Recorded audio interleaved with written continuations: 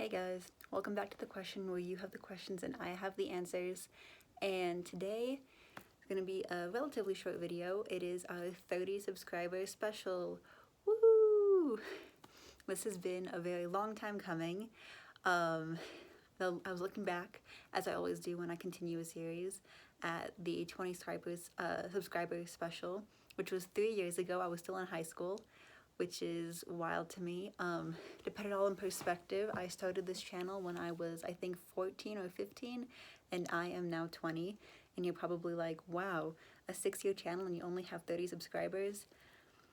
I know, it's small, and I have, as you've probably seen, debating about whether I should continue this channel a lot recently, especially since I don't have a regular upload schedule. I don't have as much time anymore that I'm in college.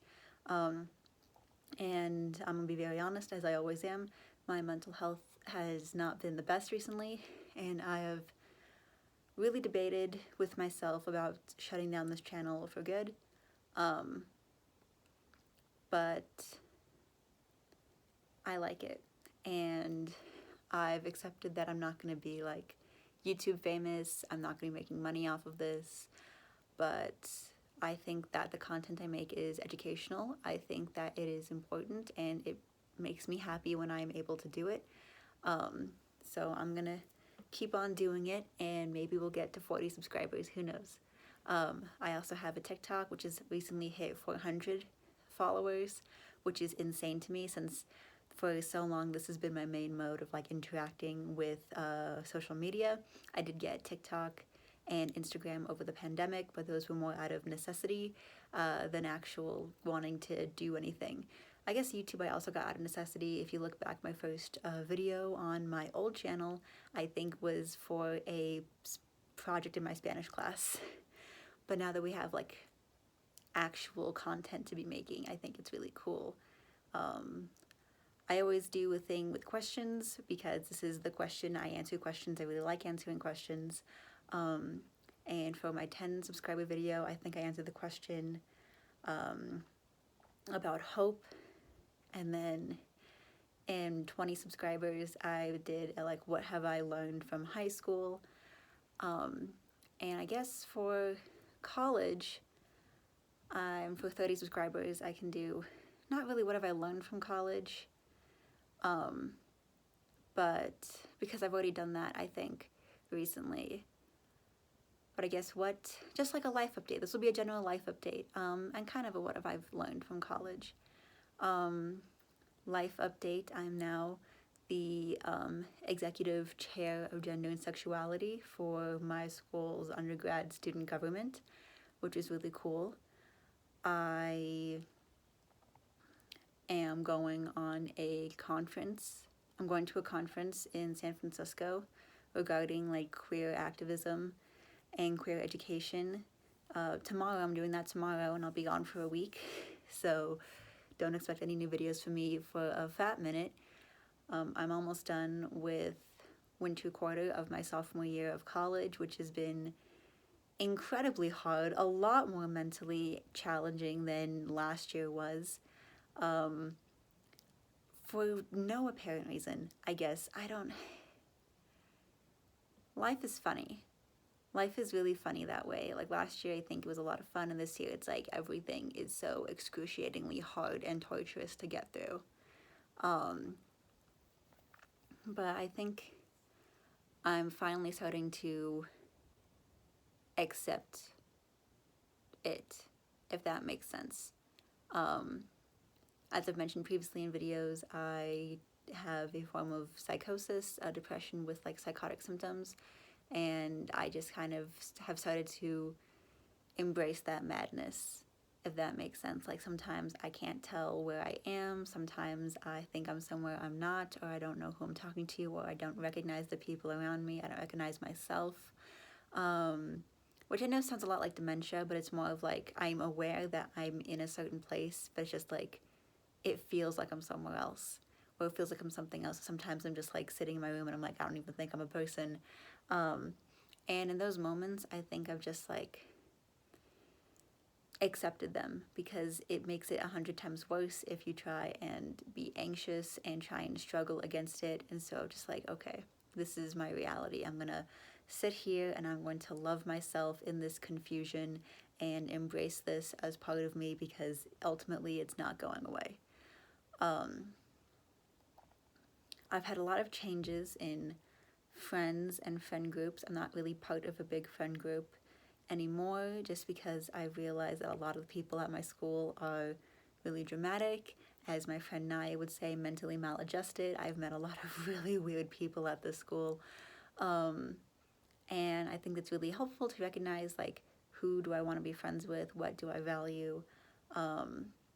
And also learning to be alone, but also not letting yourself be alone to the point where you drive yourself mad. Sometimes I like to just chill by myself and do my own things, but also sometimes it's like if I chill too long, I start getting thoughts, and I don't need thoughts all the time. I'm also learning not to overthink things. My friend Naya once said that I don't have to give things intellectual thought if I don't want to. And for a while I was like, well, no, I have to overthink things because it's part of being self-aware. Being self-aware makes me a better person than most people because I understand how my actions affect others. But there is a point, I think, of being too self-aware and overthinking too much, where now it's like you're just torturing yourself for things that people don't even think about, things that people don't even consider. So, like, yes, be self-aware, be aware of how your actions impact others, but don't create a whole conspiracy board about yourself. Go to sleep. Yeah, general life advice, I guess. Not specific to college, just that's what I found to help me. And that's about it. Also, don't get mad at yourself for feeling emotions. Don't get mad at yourself for how you express your emotions, unless it's actively hurting others, then maybe take a step back. But like, I have delayed emotional reactions to things, and I used to get like really pissed at myself about that and be like, oh, I'm such a shitty person because I'm not crying when everybody else is crying. I'm not excited for all the things people are excited for. But it's like, I do get those things. It just takes me a fat minute. And that's okay. And sometimes you're not going to feel the exact same things as other people, and that's okay too. Just don't like think that you did something wrong to do this. Another thing that I had to accept with my psychotic episodes is that I didn't do anything wrong to deserve them or to really trigger them. Sometimes they just happen. Same thing when I'm anxious. It's like, oh my God, I must have done something wrong to be this anxious. I must have done something wrong to be this upset or to be this angry. I must have brought this on because I'm not mindful enough, or I'm not controlling my emotions enough. Emotions are not an indicator of moral value or ethics. And I think we need to stop trying to assign moral value and ethics unto everything, because it is making life a lot harder to live, and it's making us hate ourselves a lot more than we should. Yeah. And also, you know yourself a lot better than everybody else. Like, it is nice to get, opinions from friends. It is nice to go to other people.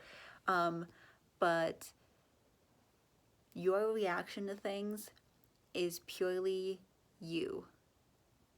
I mean, it's influenced by what's around you, but like, those influences make up who you are.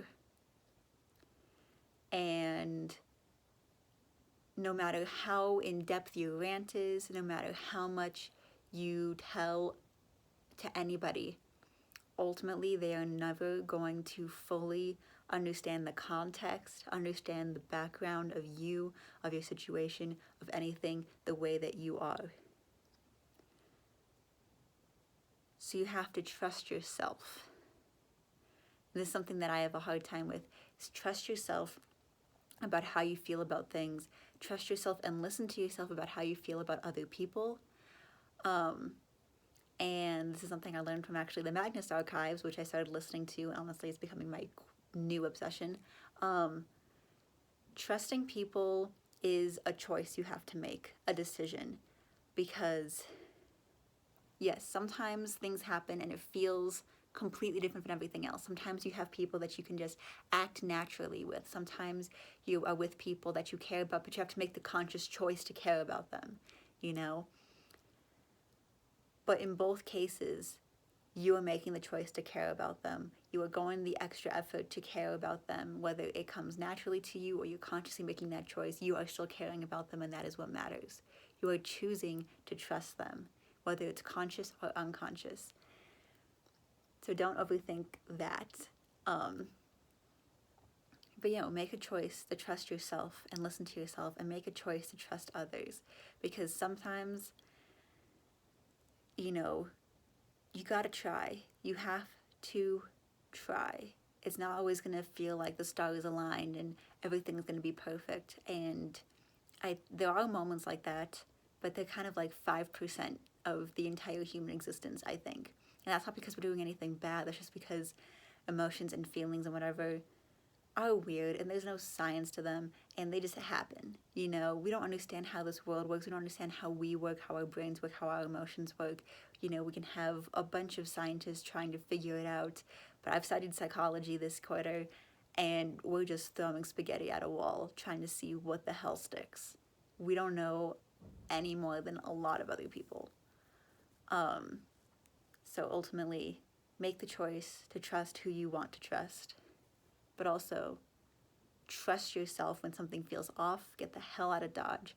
Trust yourself how you feel about other people, because at the end, all you can really do is trust yourself, because you are always going to be with you.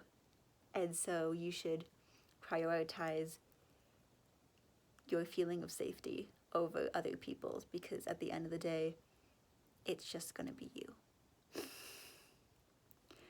So with that being said, I hope you all had a happy Valentine's Day if you believe in that sort of thing.